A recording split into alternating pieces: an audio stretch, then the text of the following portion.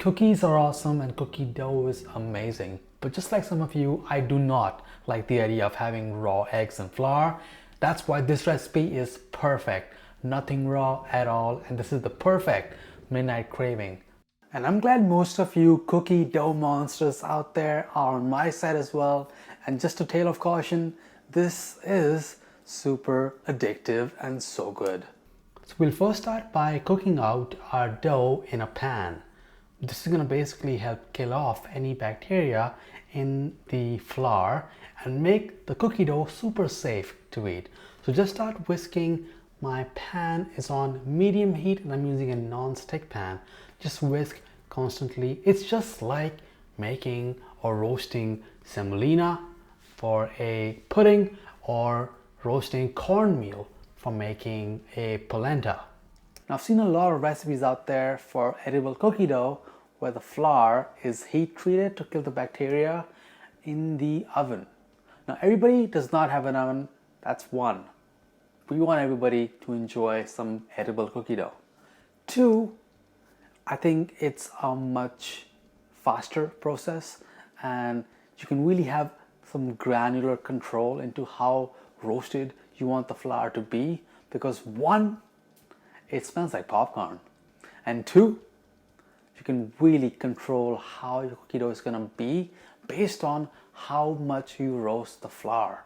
And that is the key that I found to making a good cookie dough. Now, the perfect time to stop roasting the flour is when you can see that it has darkened just a little bit and then the texture of the flour has changed. It's not super dry anymore. It's not dusty anymore. It actually has a bit of texture. It'll look kind of like this. It's hard to describe, but look for this texture. Look how it behaves as you move the roasted flour around, and that'll be the perfect time for you to start making this into a dough. And the first step to that is to take your butter and then microwave it ever so slightly so that it has completely softened, not completely molten. Now, I'll be using the paddle attachment for my KitchenAid and then adding all of that butter into the bowl, and just make sure that you take the time to get all of that molten butter into your pot.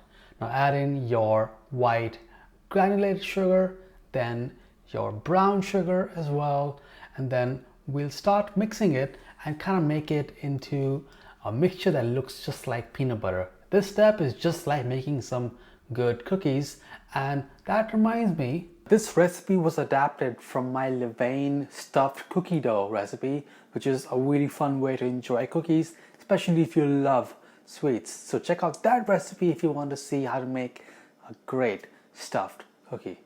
And this here just looks perfect. It has become pale, and that is creamy, like whipped cream mixed with peanut butter. Now, as I mentioned earlier, there's nothing raw in this, so this is completely safe to eat as is. So to substitute for the wetness that the egg provides, we're gonna use some milk. Then follow that up with your vanilla extract. And now just start mixing that on medium speed to combine the milk with the creamed sugar. Take your time with this step. We wanna make sure it's completely well combined.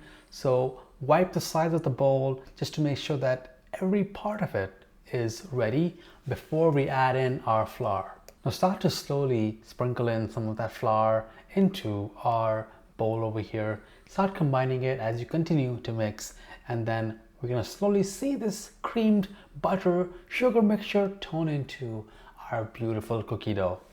Now, this has come together pretty well, but it still looks a little crumbly, and to really make sure that it has the consistency of real cookie dough, we add some more wetness. So just take a look at this. The cookie dough does stick together just like this, but you don't want to see those cracks. So I'll show you this again. It looks fine right now, but when we add in our chocolate chips, that's going to add more dryness. So that's why I'm going to add in some more milk, and we can always adjust for more milk later on. Just add bits at a time so you don't end up adding too much milk. And now it's time for those chocolate chips. Now, these are mini chocolate chips, and I think it's a lot of fun to have these instead of the regular sized ones, because this is literally a dessert that's unbaked. So it's just fun to have chocolate that's spread out over a larger surface area because they are so much smaller. Now, what I said earlier, as you start mixing in the chocolate chip with the dough, it's gonna make it drier. So we'll have to adjust the consistency by adding in some more milk. And once we have done that, that's when the excitement is going to start to set in, because the cookie dough is going to be looking incredible, just like this. Look at that soft, creamy texture. That is looking just perfect. And of course you can adjust the consistency based on what you like, but that's perfect for me. Now just cool this, which is going to make scooping it much easier and shaping it easier as well, and just punch some of that air down. Now if this recipe is making you want to crave some cookie dough, then hit that like button, because then I'll know that you're gonna go and try this recipe by yourself, because it's just so easy to make and I want all of you to try it. And be sure to follow me on Instagram so you don't miss out on the behind the scenes behind these recipes.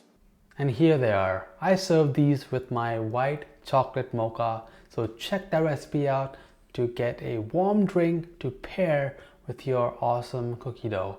Now if you want a quicker and even healthier version of a cookie dough, then be sure to check out my Greek yogurt protein cookie dough and my pumpkin protein cookie dough recipes. And share this video with somebody who cannot put the fork down from eating raw cookie dough, and get a scoop of this in their mouths, because this is the best, easiest and safest way to enjoy some cookie dough.